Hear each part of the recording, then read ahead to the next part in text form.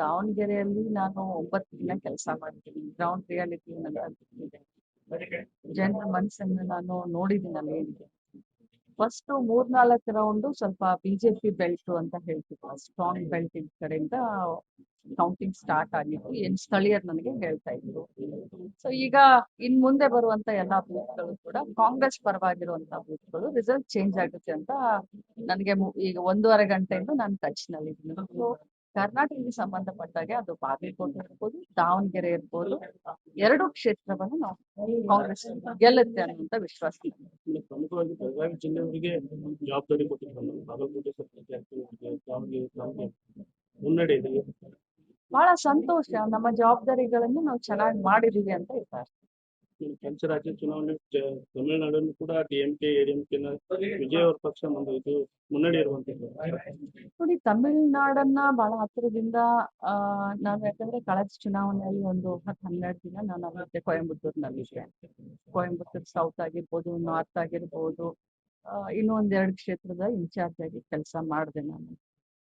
ಜನರು ಅಲ್ಲಿ ಹೇಗಿದೆ ಅಂತಂದ್ರೆ ಒಂದು ರಾಜಕಾರಣ, ಇನ್ನೊಂದು ಚಿತ್ರರಂಗ, ಬಹಳಷ್ಟು ಅನ್ಯೋನ್ಯವಾದಂತ ಸಂಬಂಧ. ಸೊ ಜನ ಇಮೋಷನಲ್ ಬಹಳ ಆಗಿ ಬಿಡ್ತಾರೆ. ಟಿವಿಕೆ ಅವ್ರ ಬಗ್ಗೆ ಹೇಳ್ಬೇಕು ಅಂತಂದ್ರೆ ಪ್ರಚಾರ ಸಂದರ್ಭದಲ್ಲಿ ನಾನು ನೋಡಿದ್ದು ಒಂದು ವೆಹಿಕಲ್ ಇರ್ಲಿಲ್ಲ, ಒಬ್ರು ಬೂತ್ ಏಜೆಂಟ್ಗಳಿರ್ಲಿಲ್ಲ, ಒಬ್ರು ಪ್ಯಾಂಪ್ಲೆಟ್ ಕೊಡೋಕೆ ಯಾರು ಇರ್ಲಿಲ್ಲ. ಆದ್ರೂ ಕೂಡ ಅಂಡರ್ ಕರೆಂಟ್ ಈ ಮಟ್ಟಕ್ಕೆ ಟಿವಿಕೆಗಿದೆ ಅಂತ ಹೇಳಿದ್ರೆ ನಮಗೂ ಕೂಡ ಊಹಿಸ್ಲಿಕ್ಕೆ ಅದು ಕಷ್ಟ ಆಗ್ತಾ ಇದೆ. ಬಟ್ ತಮಿಳ್ನಾಡದವರು ಒಂಥರ ಇಮೋಷನಲ್ ಆಗಿ ಬಹಳಷ್ಟು ಅಟ್ಯಾಚ್ ಆಗಿದ್ದಾರೆ. ಸೊ ಇಂಪಾರ್ಟೆಂಟ್ ರೋಲ್ ಚಿತ್ರರಂಗದವರು ಅಲ್ಲಿ ಯಾವಾಗಿದ್ದು ಪ್ಲೇ ಮಾಡ್ತಾರೆ. ನೋಡೋಣ, ಇನ್ನು ಅಂತಿಮ ಇದು ಬರ್ಬೇಕು, ಅಂಕೆ ಸಂಖ್ಯೆಗಳು ಬರ್ಬೇಕು. ಪಶ್ಚಿಮ ಬಂಗಾಳದಲ್ಲಿ ನೋಡೋಣ, ಅದು ಕೂಡ ಇನ್ನು ಬರ್ಬೇಕು. ಯಾಕಂದ್ರೆ ನೆಕ್ ಟು ನೆಕ್ ಫೈಟ್ ಇದೆ.